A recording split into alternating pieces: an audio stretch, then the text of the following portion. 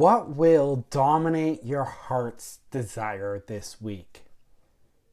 Fear, anxiety, success, your family?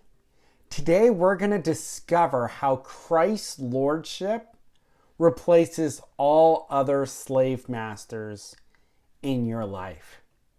In the day that Mark wrote his gospel, the people were crippled by fear.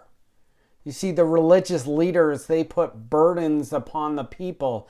And the shocking reality was this: they used God's law to do it, particularly the Sabbath day. The strange thing is, the Sabbath day was originally designed once a week for the people of God to rest, relax, recharge, and just focus on the goodness of God. Instead, it developed into a fear-trapping day for God's people, always anxious that they were going to break the next man-made law. So what happens? God himself comes down and sets the record straight. For the next 2 weeks, we're going to explore how Jesus smashed this fear-focused view of the Sabbath and restored again the Sabbath principle. Let's just read Mark chapter 2, verse 23 to 28. One Sabbath, he was going through the grain fields, and as they made their way, his disciples began to pluck heads of grain. And the Pharisees were saying to him, "Look, why are they doing what is not lawful on the Sabbath day?" And he went to them, "Have you ever heard what David did when he was in need and was hungry? He and those who were with him, how he entered into the house of God in the time of Abiathar the high priest, and ate bread of the presence, which is not lawful for any but the priest to eat, and also gave to those who were with him." And as he said this to them, "The Sabbath was made for man, not man for the Sabbath. So the Son of Man is Lord even of the Sabbath." Jesus Christ reigns as Lord. Now, the order is crucial here. Next week, we are going to explore this topic, how Jesus, as the Lord of the Sabbath, restores his people. We all long for refreshment. We all long for restoration, but there will be no restoration. There won't be any refreshment without a proper understanding of the lordship of Christ. When you grasp that Christ is Lord, it frees you from all other slave masters, religious burdens, people-pleasing, secret sins that trap your soul. Today, let's get a vision of Christ's lordship. Now, before the passage shows us the lordship of Christ, we are met with opposition. His disciples are being accused of breaking the Sabbath by plucking the heads of the grain as they walked. And Jesus does something absolutely surprising. He doesn't defend the disciples by referring back to the law of Moses, although there could be a case to be made there. You see, Jesus didn't want to bend to their religious traps. The religious leaders idolized the law to the point that they made hundreds of laws just to try to protect the original law.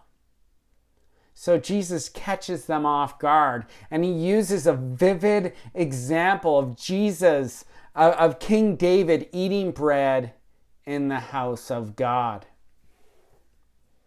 You see, during this time when David was anointed as king, yet he wasn't reigning as king. And during this time, exceptional times demanded exceptional measures, and King David and his crew ate in the house of God, which was normally restricted to only priests. You see, King David had the authority over all the land, including the house of God. How much more so for King Jesus? This is the second time Mark records Jesus referring to himself as the Son of Man. This is going to be a phrase that is used many times in the book of Mark, reminding these religious leaders and his disciples and you and I today that this Jesus, this Son of Man, was prophesied by the prophet Daniel, who described the Son of Man as one where all the nations will serve him. Let me just read Daniel chapter 7, verses 13 to 14. I saw in the night vision, and behold, with the clouds of heaven there came one like a son of man. And he came to the Ancient of Days and was presented before him. And to him was given the dominion and glory and a kingdom, that all the peoples, nations, languages should serve him. His dominion is an everlasting dominion which shall not pass away, and his kingdom one shall not be destroyed. This is our King. But our passage today in Mark chapter 2, the prophecy wasn't quite fulfilled yet. Like David, Jesus wasn't enthroned. Yes, he was king, make no mistake. And just as David was publicly anointed, Jesus Christ was publicly affirmed as the Son of God and the Messiah at his baptism, having the approval of God the Father himself. This is crucial to understand, because sometimes we could be tempted to say, well, I wish I could just see his power and his kingship right now today. I'd love to see King Jesus raise the dead, cleanse a leper, make the blind see. And that would certainly be an amazing sight to see. But I would submit to you that we have actually a greater hope. There is greater evidence that Christ is King and Lord today. You see, both the example of David and Mark's account here of the Lord Jesus. These are two kings who are not yet enthroned. They're not reigning. But Jesus Christ today, he sits at the Father's hand, and he is a victorious king. The accomplishment of the cross establishes the reign of Jesus Christ. It secures the foundation and our future of our share in his kingdom.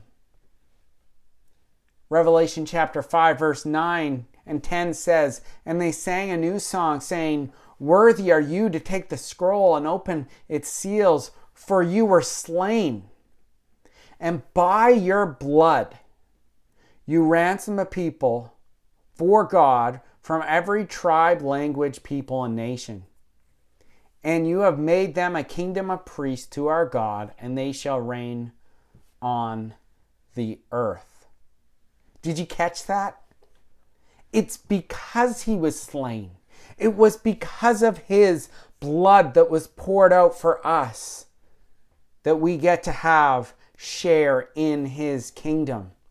You see, Jesus, he took on the greatest battle for us so that we can enjoy his inheritance. You know, in the Old Testament, God didn't deliver Israel, who were plagued by fear and burdens. He didn't redeem Israel from Pharaoh's grip so that they could be in bondage in the promised land. No, he rescued them to a land that was full of milk and honey, and yes, even heads of grain in the field. And so too with us. Our King is reigning, And his desire is that you and I would enter into his rest. The kind of rest that refreshes and recharges us, that frees us from sins and untangles us from burdens. The kind of rest that can thoroughly enjoy our God, the Lord of Rest.